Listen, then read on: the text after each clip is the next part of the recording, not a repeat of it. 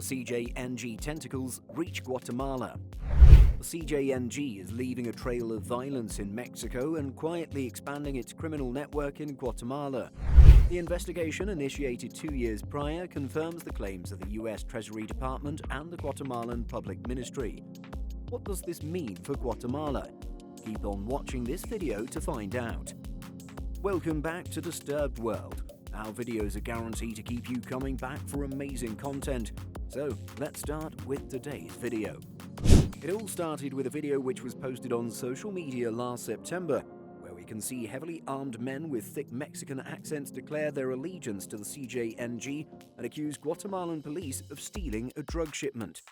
"We're coming for you," stated the masked subject, recording the video, which was directed at the police. "You have 24 hours to return everything." Alarm bells sounded. Was the Jalisco Cartel New Generation, or Cartel Jalisco Nueva Generación, or the CJNG, which has left a bloody trail across Mexico, making inroads into Guatemala? A few months later, an investigation came to light linking the CJNG to Guatemalan drug networks and military officials. And in March of this year, the U.S. Treasury Department alleged that an infamous Guatemalan drug clan smuggled cocaine, heroin, and methamphetamine to the United States using the CJNG. For decades, Mexico's most influential groups, including the Gulf and Sinaloa cartels and the once mighty Zetas, have partnered with Guatemalan drug networks to ensure a steady supply of cocaine from Central America. Yet the reports of CJNG involvement are both new and distressing. The group is one of Mexico's most murderous cartels. Guatemala still holds traumatic memories of when the Zetas stormed the country in the late 2000s and early 2010s, slaughtering rival traffickers, police, and civilians in their quest for new territory. But the CJNG's approach appears different. The group has not created a permanent armed cell in Guatemala, nor has it made a rapid violent expansion there as the Zetas once did. Instead, early investigations and intelligence indicate that the CJNG is striking partnerships with drug rings in Guatemala that are active on the Pacific coast, as well as the western border with Mexico, receive shipments of cocaine from Venezuela as well as Colombia and deliver them to the cartel. Moreover, within that international war, the CJNG reached Guatemala, according to information from Insight Crime. For decades, Mexico's most influential groups such as the Gulf Cartel, the Sinaloa Cartel, and the Zetas have partnered with Guatemalan trafficking networks to ensure a steady supply of cocaine from Central America. But many reports of CJNG involvement are recent and problematic, stating the organization studies organized crime in the Caribbean as well as Latin America. Furthermore, according to the same organization, the group's presence in Guatemala began to draw attention in the year 2021 with a video posted online in which armed men with Mexican accents declared allegiance to the CJNG and then accused the Guatemalan police of stealing a drug shipment. "We're coming for you," said the masked subject, recording the video directed at the police department. They also said, "You have 24 hours to give it all back." Back in December, proof that the CJNG had its feet firmly planted in Guatemala grew as authorities captured around 12 members of a group, which, according to the Guatemalan Public Interior and the Defense Ministries, had been operating at the service of the Mexican cartel for cocaine transshipment in the country since the year 2018, when they started to track the criminal group. Salvadoran news outlets back in February of this year stated that the CJNG is no longer a rumor coming down from the Mexican border, it is a fact in Guatemala. 3 years into the criminal triangle investigation, in December 2021, the Guatemalan Attorney General's office carried out over 30 raids in 6 provinces, arresting more than a dozen alleged traffickers implicated in the probe.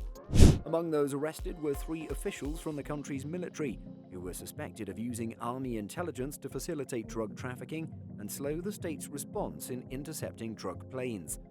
The Attorney General's office has since charged the officials with drug trafficking, bribery, and revealing confidential information. The arrests raised questions about whether the CJNG's expansion plans included recruiting Guatemala's security forces, drawing comparisons to the once powerful Zetas. The Zetas enlisted retired military officers and cultivated a vast bribery scheme used to secure police informants as part of a campaign aimed at usurping territory from Guatemalan drug networks in the late 2000s. But in the CJNG's case, there was no direct connection between any of the arrested army officials and the cartel, according to Agiatas. Instead, two of the officials who happened to work for the Pacific Coast smuggling ring were investigated in the criminal triangle case. That group was linked by the Mexican national connected to the CJNG by anti-narcotics prosecutors. In mid-2021, armed skirmishes erupted in a handful of small towns and along highways on both sides of the Guatemala-Mexico border, leaving vehicles torched and sounding the alarm on possible turf wars between drug groups. Weeks later came the video of the self-proclaimed CJNG members threatening Guatemalan police and claiming to have cleansed one of the Guatemalan towns hit by conflict, La Mesilla in Huehuetenango. The video's dark tone was the throwback to the days of the Zetas. The Zetas emerged in the late 1990s, first as the enforcement arm of the Gulf cartel and then as its own group. Founded by former elite soldiers, the group was known for violent displays including beheadings and videotaped torture videos. When the Zetas arrived in Guatemala in the 2000s, they came with a strong contingent of Mexican recruits and entered into armed clashes with local drug traffickers, said Carlos Menacal, the country's former interior minister, 2010 to 2012. The Zetas went after some of Guatemala's then most notorious groups, including prominent family clans like the Leones, whose leader was killed by the Zetas in an attack using assault rifles and rocket-propelled grenades. The Mexican cartel also sought to displace the Huistas, but failed when the Huehuetenango group quashed an attempted attack in 2008 by Zeta hitmen.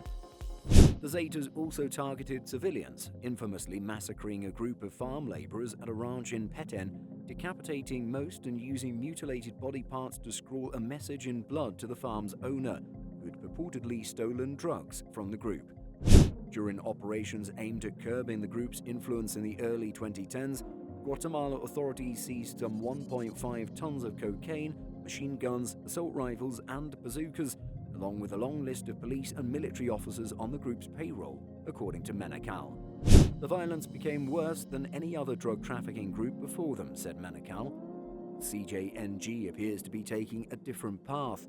As it stands, Guatemala prosecutors believe that the cartel is operating discreetly and has no plans to replicate the brutal incursions of the Zetas.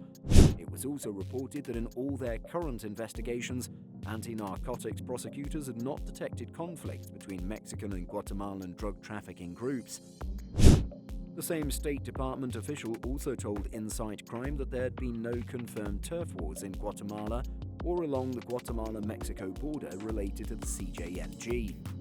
There is also little to suggest the CJNG possesses the same physical or operational capacity in Guatemala as the Zetas once did, or that the group wants to snatch territory from Guatemalan drug clans. Bloody turf wars draw attention, and in Mexico, the CJNG is already embroiled in dozens of disputes, including with heavily armed groups like the Sinaloa cartel and Carteles Unidos. And surprisingly, there is a logic to this. The open conflict would counter the goal of securing new partners in Guatemala. Seeking alliances instead of conflict with clans like the Huistas, a group that dominates drug trafficking in Huehuetenango and boasts an extensive political influence, not only grants the cartel access to drug routes but can also provide valuable connections with authorities. The group's shockingly bloody campaigns for the Zetas later drew a fierce response from Guatemala authorities that drove the cartel back into Mexico. If the CJNG has long-term plans for Guatemala, it may pay to stay under the radar. Well guys, that's all we have for you today. What are your thoughts on this? Let us know in the comment section down below. If you enjoyed today's episode and found it interesting, then make sure to leave us a thumbs up, and don't forget to subscribe to our channel and click on the bell icon to be always up to date with the most exciting content as soon as it's uploaded. Thanks for watching, see you again soon in another video.